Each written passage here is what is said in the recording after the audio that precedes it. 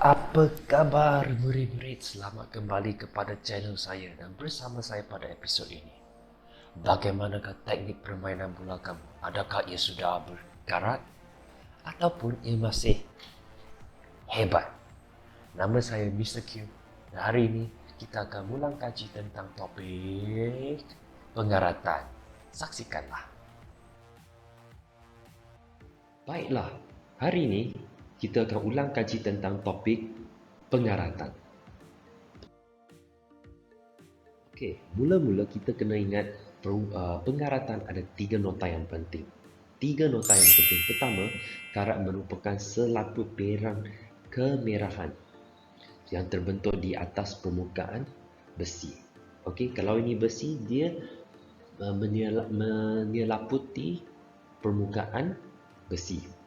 Okey, dan warna perang.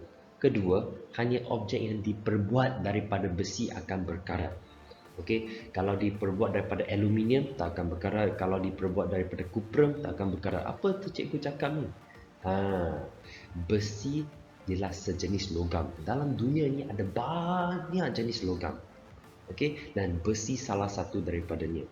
Kalau kita gunakan gangsa, kita gunakan kuprum, kita gunakan aluminium, semua ini adalah logam tapi ia tidak akan berkarat. Ini kena ingat sebab ini tips penting. Nanti soalan periksa tanya tentang logam yang berkarat, kamu tahu hanya besi sahaja. Tips ketiga, objek yang tidak diperbuat daripada besi tidak akan berkarat. Selain besi tak akan berkarat. Okey. Okey, sekarang kita tengok faktor pengaratan. Apa maksud faktor pengaratan? Faktor pengaratan maksudnya ada kalau kehadiran dua-dua benda ni baru akan terhasilnya karat itu. Apa dua benda yang perlu ada? Pertama ialah oksigen. Kedua ialah air. Okey, kalau ada oksigen tanpa air tak akan berkarat. Kalau ada air tanpa oksigen pun tidak akan berkarat. So, syarat untuk berkarat ialah ia perlukan oksigen dan juga air hadir pada waktu yang sama. Faham?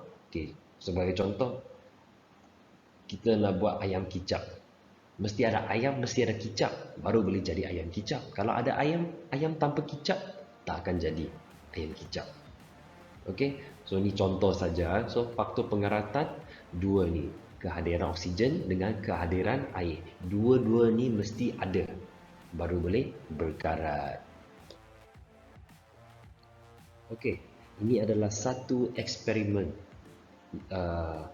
tentang pengaratan, untuk menguji pengaratan. Okey, di sini kita ada 3 tabung uji. Tabung uji A, tabung uji B dan tabung uji C. Okey, untuk tiga tabung uji ini kita letakkan bahan yang berlainan untuk menguji sama ada ia akan berkarat atau tidak. Okey, untuk tabung uji A, kita didihkan air itu. Air itu sudah dididihkan dan diikuti dengan sedikit minyak masak. Okey, kita akan tengok apa akan terjadi kepada tabung uji A itu. Untuk tabung uji B pula, kita letakkan kalsium klorida kontan. Kalsium klorida kontan. Kemudian tutup rapat dengan menggunakan gabus. Okey, tabung uji C, kita gunakan air pilih sahaja. Okey? Air pilih sahaja. Dan kita biarkan dia terbuka macam itulah. Okey, antara 3 tabung uji ni, yang manakah akan berkarat? Betul. Tabung uji C. Tabung uji C. Okey, kerana tabung uji C terdedah kepada air dengan oksigen, air dengan udara. Okey, kenapakah tabung uji A tidak berkarat? Okey, tabung uji A tidak berkarat kerana airnya sudah dididihkan. Semasa air dididihkan, oksigen sudah keluar daripada air itu. Okey, selepas itu kita letak minyak masak. So minyak masak itu menutup permukaan atas air itu untuk menghalang udara daripada masuk ke dalam tabung uji, masuk ke dalam air itulah. Oleh itu, setelah beberapa lama pun tabung uji A tidak akan berkarat kerana ia cuma ada kehadiran air. Air yang didih tiada oksigen.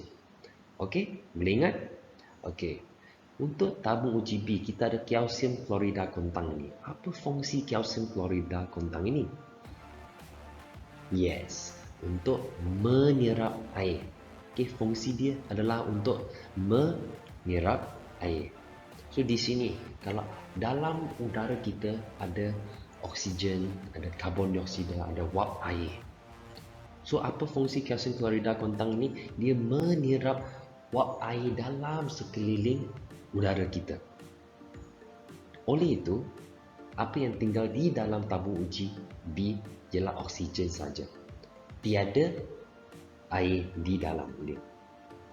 Oleh itu, tabung uji B tidak akan berkarat. Okey, hari ini cikgu akan buat satu eksperimen tentang pengaratan. Mula-mula kita perlu satu paku besi dan semangkuk air. So apa yang kita perlu buat? Mula-mula kita masukkan paku besi ini ke dalam air.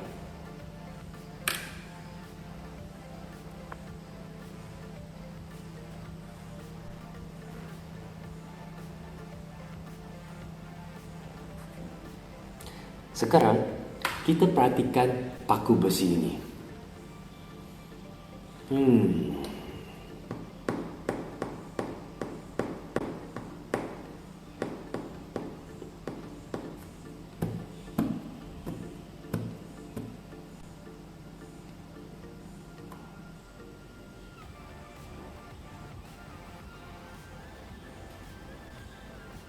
Sebenarnya proses pengaratan bukannya kita terus letak, kita terus akan nampak keputusan.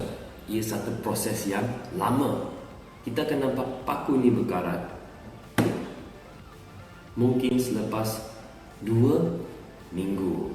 Okey, itu saja eksperimen saya nak tunjukkan. Tapi selepas seminggu, saya pasti kalau paku ini ialah paku besi, dia mesti akan berkarat kerana terdedah kepada air dengan udara. Terima kasih. Kesemuanya ada 4 cara untuk mencegah pengaratan. Pertama ialah dengan mengecat. So kalau kita mengecat contohnya pintu pagar besi, apa jadi? Kita besi itu tidak akan berkarat.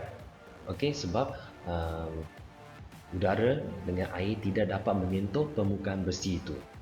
Kedua ialah menyapu grease. So menyapu grease biasanya kita letak di atas rantai basikal. Okay, so untuk melicingkan pergerakan itu, nak hilangkan karat itu. Okay, ataupun di engsel pintu. Engsel pintu ialah di celah pintu tu. Kadang ada pintu rumah yang sudah lama kan, dia akan keluarkan bunyi. So kita pergi, contohnya kita tidur. Kita tidur dengan ibu kita. Tapi ibu sudah tidur dan kamu tak dapat nak masuk, nak lena. So apa jadi? Kamu nak keluar untuk tengok TV contohnya. So kamu buka pintu tu. Ibu bangun dan kamu terus lari balik untuk tidur. Tapi kalau kita letakkan grease di celah pintu tu, kita tak akan dengar bunyi. Okey. Seterusnya ialah menyadur. So untuk menyadur kita letakkan logam yang lain di atas. Kita menyadurkan logam yang lain di atas permukaan besi itu. Cuma sebab kita sudah belajar yang besi saja akan berkarat, logam lain tidak akan berkarat. Contohnya kita letakkan kupra di atas permukaan besi itu dan dia tidak akan berkarat. Okey, contohnya seperti sudu besi. Kita selalu cuci besi itu tetapi sudu besi itu tidak berkarat. Satu lagi contoh ialah tin makanan. Bayangkan kalau tin makanan itu senang berkarat. Okey, kalau tin makanan itu senang berkarat, kita akan semua keracunan makanan. Sebab kadang-kadang tin makanan dalam kita isi apa? Kita isi jus nanas. ataupun kita isi tuna, semua ni basah. Kalau terkena air mesti akan berkarat. Okey. Seterusnya ialah menyalut. Menyalut maksudnya kita kena gunakan penebat. Gunakan penebat seperti getah plastik. Kita salutkan permukaan besi itu. Salutkan, kita bungkuskan. Okey, kita bungkuskan, menyalut dia. Okey, contohnya seperti wayar dan penyidai baju. Penyidai baju yang diperbuat daripada besi. Okey, untuk menghalang penyidai baju daripada berkarat, so mereka salutkan permukaan itu dengan plastik. Satu lagi contoh ialah seperti klip kertas. Okey.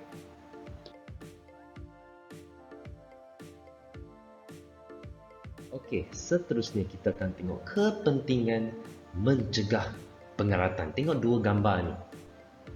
Satu pintu pagar dia cantik, satu pintu pagar dia sudah berkarat. Okey, kita nak tengok kepentingan dia.